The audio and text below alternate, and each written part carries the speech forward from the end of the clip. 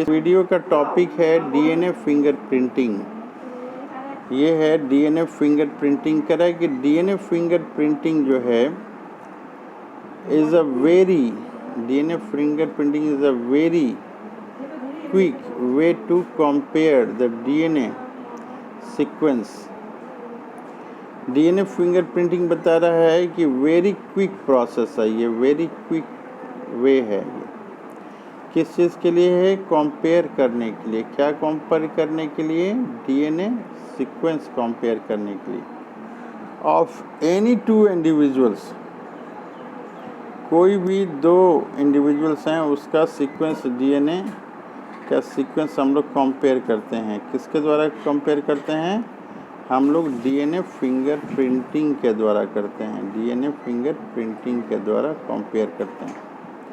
It include identifying differences in some specific region in DNA sequence called as repetitive DNA। इसको क्या कहते हैं हम लोग? repetitive DNA बोलते हैं। क्यों बोलते हैं? Because in this region a small stretch of DNA is repeated many times। करें कि स्मॉल स्ट्रेच ऑफ डीएनए जो है रिपीटेड होता है। कितनी बार? Many times. नेक्स्ट पॉइंट हम लोग देख रहे हैं कि depending upon the base composition, ये बता रहा है कि depending upon the base composition, length of segment और नंबर ऑफ रिपीटेटिव यूनिट्स कितने हैं। Number of repetitive units, satellite DNA is classified into many categories। ये सैटेलाइट डीएनए जो है इसको क्लासिफाइड किया गया है कितने में? मैनी कैटेगरीज में। आगे बता रहा है कि polymorphism in DNA sequence is the basis of genetic mapping of human genome as well as fingerprinting. कह रहा है कि ये फिंगरप्रिंटिंग के लिए जो है ये polymorphism in DNA sequence is the basis of genetic mapping of human genome as well as fingerprinting. तो मेन चीज़ जो है ये पॉलीमॉर्फिज्म इन डीएनए सीक्वेंस है। ये आगे बता रहा है कि the technique of fingerprinting was initiated, शुरू में इनिशिएटेड किया गया किसके द्वारा? एलिक जाफरी के द्वारा ये दिया गया। एलिक जाफरी कह रहा है कि ही यूज्ड ए सैटेलाइट। उन्होंने क्या यूज़ किया? He use a satellite DNA as a probe to show high polymorphism was called variable number of tandem repeat.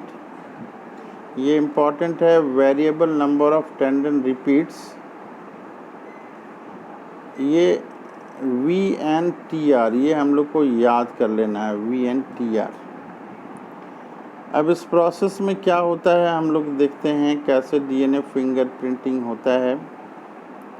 पहला स्टेप में बता रहा है कि डीएनए एक्सट्रैक्शन, डीएनए को निकाला जाता है। कहाँ से? कह रहा है कि फ्रॉम द सेल से निकाला जाता है। कैसे निकाला जाता है? कह रहा है कि इन high speed refrigerated centrifuge machine है।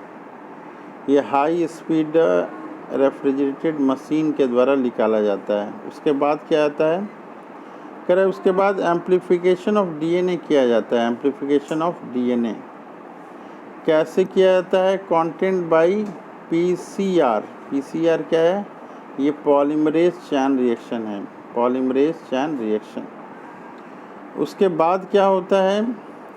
तो कह रहा है कि डीएनए जो है फ्रेगमेंटेशन किया जाता है। फ्रेगमेंट में छोटे छोटे टुकड़ों में काटा जाता है। कैसे काटा जाता है? तो ये रिस्ट्रिक्शन इंडोन्यूक्लियस के द्वारा काटा जाता है। इसके बाद फिर जेल इलेक्ट्रोफोरेसिस प्रोसेस किया जाता है। और ये बता रहा है कि double standard DNA split into single stand में ये कन्वर्ट हो जाता है।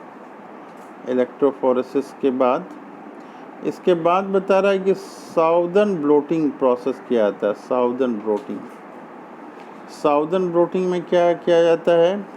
Transferring separated DNA to nylon और नाइट्रोसेलुलोज शीट के ऊपर इसको दिया जाता है। इसके बाद क्या होता है? कह रहा है कि नायलॉन शीट इमर्ज, कह रहा है कि जो है nylon sheet emerge in a bath having probe और मार्कर। ये हाइब्रिडाइजेशन प्रोसेस होता है। उसके बाद कह रहा है कि नायलॉन मेम्ब्रेन को जो है वो पास किया जाता है एक्सरे फिल्म पे, जिसको कि ऑटो रेडियोग्राफी कहते हैं। और बाद में जो है डार्क बैंड डेवलप करता है एट प्रोब साइट।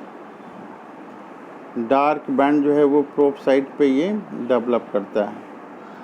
तो ये हुआ थोड़ी बहुत इंफॉर्मेशन डीएनए फिंगर प्रिंटिंग के बारे में कि कैसे हम लोग डीएनए फिंगर प्रिंटिंग करते हैं।